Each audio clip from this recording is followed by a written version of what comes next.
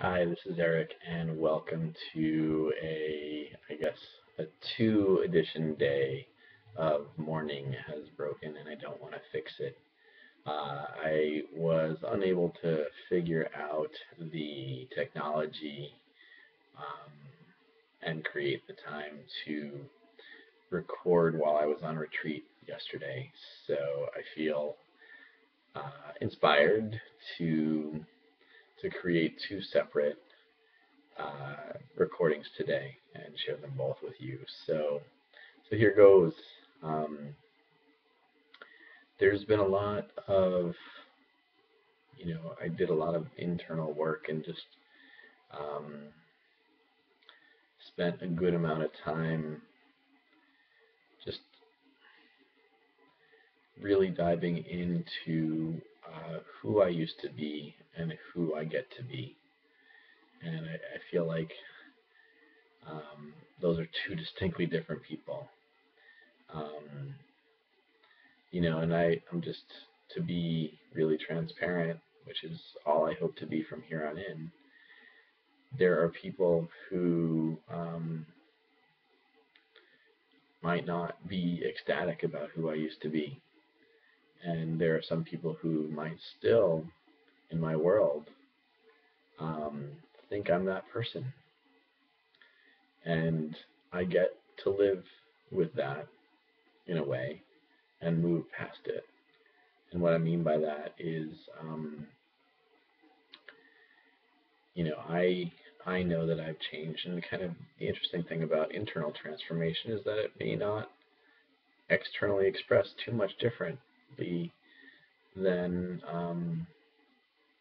than how we used to look, and so it sort of puts the onus on the shoulders of the folks who are currently in your world to to make their own determination of who you are, who I am in their lives, and determine whether or not it's time to spend time with me.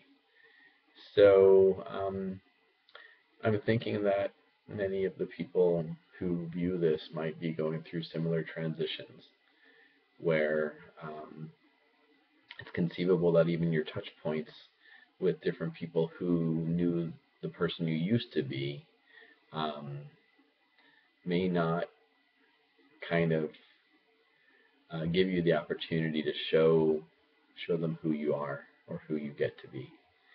And I think there's some letting go in that on lots of different sides, and I think it's important to understand that this is all part of a perfect process, and that I think what we get to keep in mind is that we are loved, lovable, and surrounded by love at all times, and there are times where the form that love takes and the person who shares that love with you may be different than the person who you thought was supposed to. And that word supposed to is potentially a charged word. Um, I know I used to have an image of who was supposed to love me and who I was supposed to love. And a lot of those things were rocked in a very early time in my life. Um, and maybe in a way, um, I was never not loved. Maybe I wasn't able to see love through the lenses that it was um, being delivered, and so maybe my love language was not in alignment with those around me, or maybe I chose not to see it. Maybe for some reason, choosing not to see the love or feel the love served me in some way, and it allowed me in some way to play small. Um, that's possible. All I know is I'm not that guy anymore.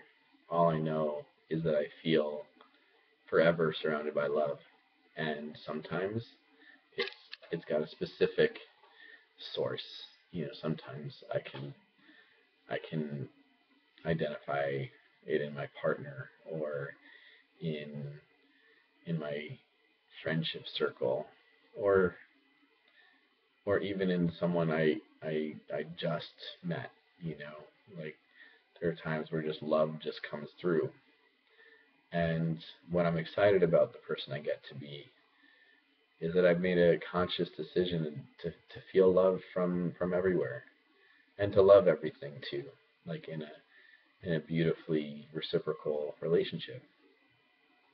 So yeah, it's a very interesting time because, you know, for instance, a few weeks ago I was in LA visiting with my fraternity brothers, and some of them, you know, some of them I see every year, some of them I don't see as frequently, and some of them, no matter what, no matter how many times I see them in this real time setting, they still remember who I was back then, whenever back then was, probably around 20 years from you know, in the past. So um, you know, and I think that that's kind of interesting. You know, I mean, even in some of my more local relationships, um, you know, I've lived in this town for around 20 years. That's a long time to be the same person. So the truth is, I'm not. Like, you know, on the other hand, there are some people who knew me 20 years ago, and they think I'm that same kid, you know. And here I am entering my 40th year. Like, I'm gonna be 40 in May. I don't feel that numerically. I just need to share that. Get to share that. That being said, um, it's just really, it's really interesting to me what um, what sometimes can happen when we sort of feel trapped by the person we used to be. And you know, when I was visiting with my uh, dear friends in Rhode Island, or they were living in Massachusetts, um, you know, one of my friends confided to me that, like, when their parents are around, when their mom's around, they tend to just revert to their old cycles, old patterns, old ways of being. And I realized that that's an interesting situation. And